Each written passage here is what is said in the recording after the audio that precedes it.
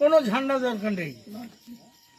টিপাখালীর মা লক্ষ্মীর বিচার চাই, যে যার দল করুক, এরকম একটা মঞ্চেতে সবাই মিলে আন্দোলন করতে হবে। ও রাজনীতি পরে হবে, আগে মা লক্ষ্মীর বিচার চাই। একমত? সবাই একমত তো? আমি আসবো এই বয়সে, আমি প্রতি সপ্তাহে দরকার লাগবো। আজকে হাইকোর্টের তো রায় ভালো আছে,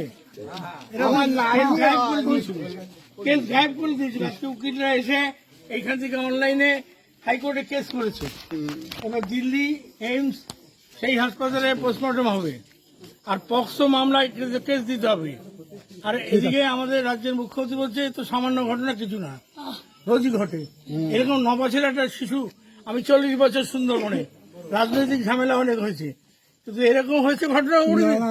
বলো তোমার কোনোদিন হয়েছে? আমরা তো প্রথম থেকে। ঠিক আছে।